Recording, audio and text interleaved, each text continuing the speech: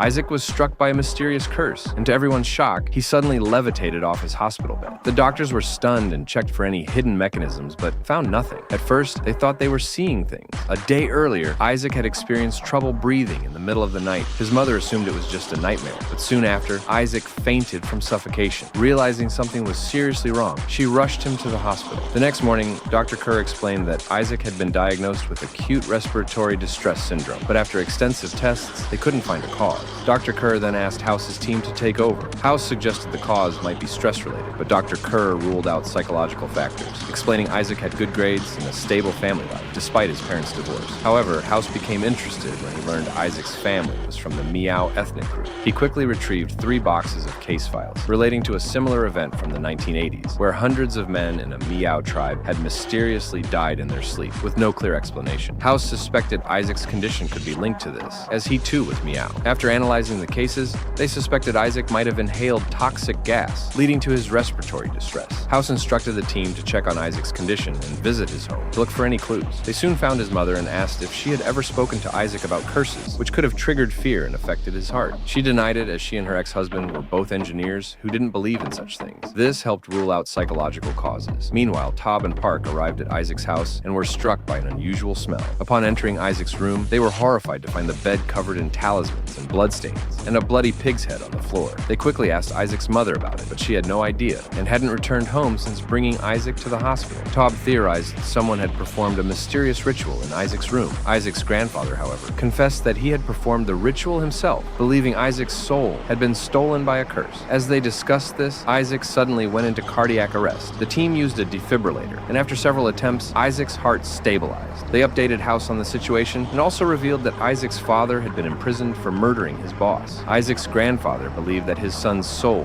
had also been stolen, transforming him from a good man into a murderer. Tob suspected Isaac might have pericarditis, which could explain both his breathing issues and the heart arrhythmia. According to the cases House had brought, the victims had been lying down when they died. House ordered an ultrasound to check for pericarditis, and while waiting, House told Wilson about a strange dream involving Nika. He felt guilty because he had hidden Nika's immigration approval from her. Wilson advised House to tell Nika the truth. As the team conducted tests on Isaac, they discovered he also complained of abdominal pain. Chase suspected Hashimoto's thyroiditis, which could explain Isaac's heart, lung, and digestive problems. They decided to proceed with a thyroid biopsy and an enema. Meanwhile, House prepared to tell Nika about the immigration issue, but when he saw her, he lied, claiming it would take another month for her application to be processed. Nika seemed happy with the situation, saying that being with House was not painful at all. Back at the hospital, Isaac resisted the thyroid biopsy and began speaking in an unintelligible language. Isaac's grandfather claimed it was bird language and revealed that a demon had taken control of Isaac. At this point, Isaac began convulsing, indicating brain problems. The team rushed him for a brain MRI.